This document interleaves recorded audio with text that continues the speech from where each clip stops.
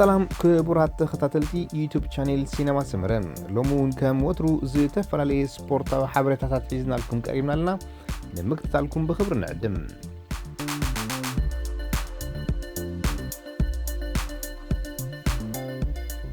زي حالف سوني زي جمرة مبل 9 ورد رقدم بشكليتا بولتا تشيكليسا كاتالونيا تمال سنبت بزتخايد شابعين مزازة من مدرخ تفتسيمم نزي ناي زي عامت وردر ودقانتون إرتراويت قرادماي كازاخستانايت كلب أستانا مرهو قدس مالت كولومبياوي ميغويل أنجل لوبيز بعسران شعاتن ساعتاتن 14 دقيقة 10 شوعات كاليتاتن كعوتلن كلهم إنجليزاويت قرادماي ميشيل تنسكوت آدامياتس ب14 كاليتات دحيرو كالاي كولومبياويت قرادماي كلب سكاي إيغان بيرنال دما ب10 شوعات كاليتات تفنتيتو سالساي درجاتات حيزم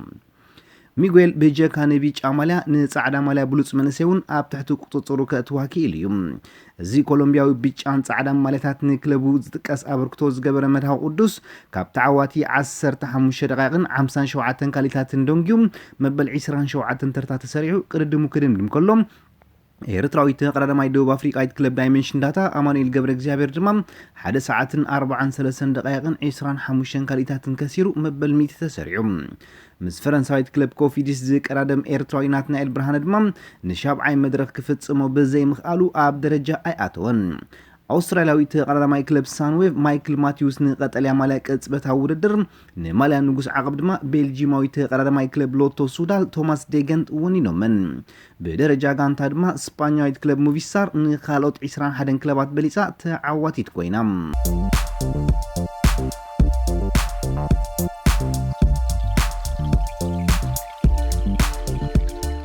ኣብ ዙርያ ዓውዲ ስፖርት ዘሎ ሰብ ትንፋዕ ትሕመቕ ዝድግፋ ጋንታ ኣላቶም ዲያኑን ዝድግፍዎም ጋንታታት እኮ እንተሃለዎም ኣብ ስርሖም ግን ነዚ ደገፍ ዚ ከንፀባርቆ ኣይግባእን ስምዒቶም ብውሽጦም ክገብሮ ይግባእ ምክንያቱ ዲያኑ ብሕጊ ይኹን ብሕልና ወገን ዘይሕዙ ርትዓውያን ክኾኑ ይዝግቦም تمالي ليفربول توتنهام اب ستاديوم انفيلد اب زكايد او قطم حدن افكارت سبورت عالم زسدم متر يو تخسيت نيرو امود اتا دقائق نايت تصوتام ليفربول تخلاخلاي توتنهام توبي الدرفيرد ناب غزا لداتو بزق صراغول معوتي تشوتو مسرخبت ابت ستاديوم زينبور دغفت تاكلب بهوي هويتا ابز چدرولم جاكيت نايديانو لبيسو رابعاي دانيا كوف ابز بلو كورس تقميط زنبره سبدما معرتهم دغفتي حغوسو خغلص سرايم እዚ ፍጻመ ብሶሻል ሚዲያ ድሕር ምዝርግሑም ብርክት ዝበሉ ኣፍቀርቲ ኩዕሶ እግሪ ኣትረካ ዓለም ዳኛ ደጋፊ ዝኾነሉ ዘመን በፂሕና ብምባል ፌደሬሽን ኩዕሶ እግሪ እንግሊዝ ኣብ ልዕሊ ቲኒሾቶ ሊቨርፑል ጸንበለ ዳኛ ስጉምቲ ክወስድ ጸዊዖም ይኹን እምበር ድሒሩ ብዝተዘርግሐ ሓበሬታ እቲ መሐመድ ሳላሕ ተቐይሩ ክወፅእ ከለውን ከጣቕዕ ዝሰራየ ሰብ ረብዓይ ዳኛ ዘይኮነስ ነቶም ደያኑ ዝደርዝ ማለት ማሳጅ ዝገብር ወጌሳ ምዃኑ ተፈሊጡ ከም ውፅኢቱ ድማ ንሰማይ ገጹ ዓሪጉ ዝነበረ ቁጥዓ ናይ ብዙሓት ሰባት ኣብዚ እዋን ክወርድ ክኢሉሎም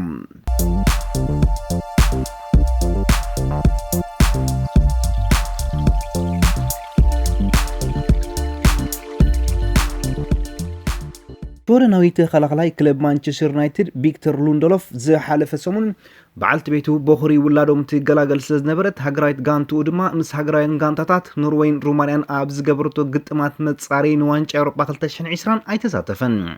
إذا تصاوتايزي تمال سنبت كلبو مانشستر يونايتد نواتفورد كلته بحد أبز سعرت لتصوتام كسلف وسينو كوا أنت نبرم دحيرو جن حسابو كغير تجديدهم حسابو نغير زجددو مخنيات انتا يونيروم إلكم انت دا حتيتكم ملسلوهم قال دقفت شودن مس هاجرنا أي تصاوت كان حراي صبو حجي مس كلبكا انت دا تصاوت كاغن نهيوتكا حسب اللايلوم نايكنك أتلك كاينا مفرار حملغتي سلز سردو اليوم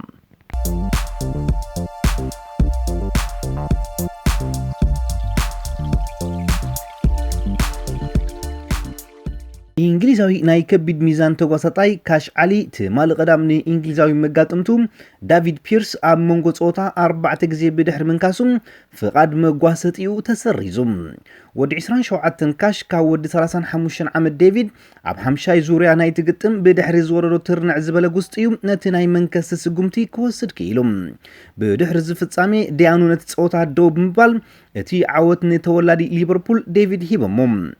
ኣብቲ መድረኽ ዝተረኽቡ ገለ ደገፍቲ ካሽ ካብ ኣዳራሽ ግጥም ኣብ ዝወፃሉ እዋን ዝተፈላለየ ነገራት ብምድርባይ ክሃርምዎ ዝፈተኑ ክኾኑ እንከሎም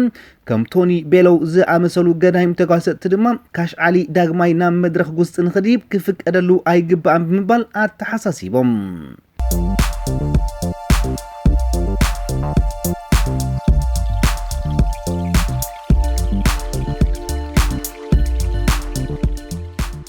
ክለብ ፓሪስ ሴን ጀርማን ደገፍታን ኣብ ሜዳ ብማንቸስተር ዩናይትድ ተሳዒራ ካብ ውድድር ሻምፒዮንስ ሊግ ኤሮፓ ብምግላፋም ክሳብ ሎሚ እዩ መዓንጣ ከብዳ ቀሪፅዋ ዘሎ ነዚ ፍጻመ እዚ ክትዝክሮ ትደልውን ኣይትመስልን ቤልጂማዊ ናይ የማናይ ናይ ክንፊ ተኸላኸላይ ቶማስ ሞዩኔር ተፃዋታይ እዛ ጋንታ እዩ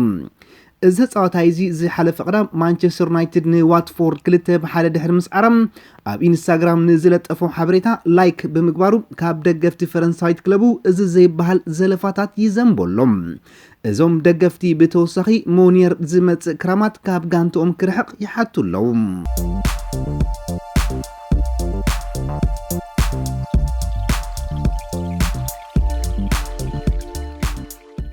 ንሜሲ ልክዕ ከም ሓደ ኣምላኽ ምርኣይ ወይ ድማ ምስ ኣምላኽ ምውድዳር ጉጉይ ምዃኑ ጳጳስ ካቶሊካዊት ቤተክርስትያን ዓለም ፍራንሲስ ሓቢሮም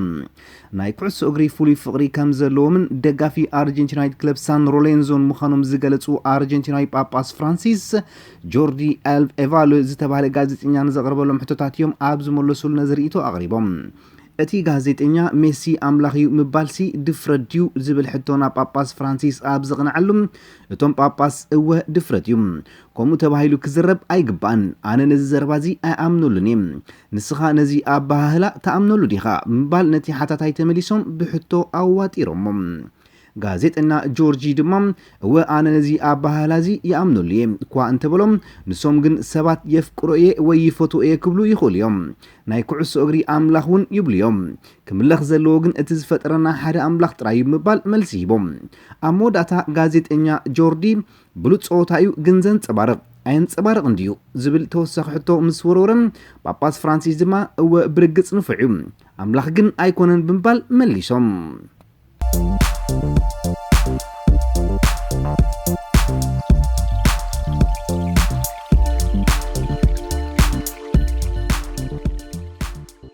ኣብ ዜናታት ምስጋር ተፃወቲ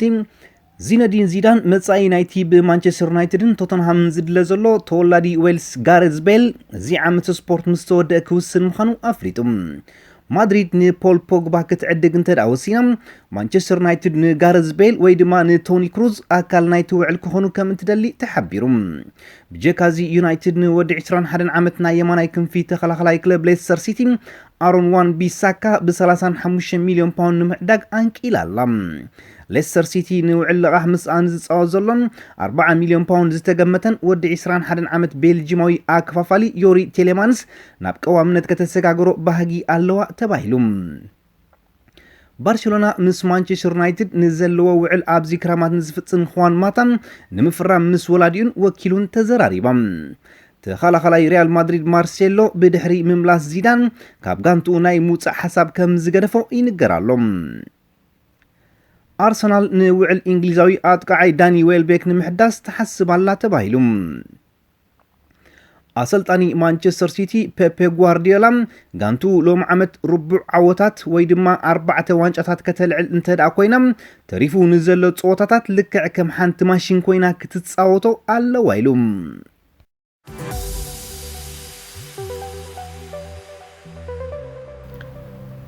ዝኸበርኩም ተኸታተልቲ ዩቲዩብ ቻናል ሲነማ ሰመረም ንምክታልኩም እናመስገና ንሎም መዓልቲ ኣዳሊናልኩም ዝነበርና ስፖርታዊ ትሕዝቶታት ኣብዛዚምና ኣለና ኣብ ቀጻሊ ብኻልእ ሓበሬታታት ክሳብ ንረኸብ ንኹልና በብዘለናዮ ሰላም እንተዕናን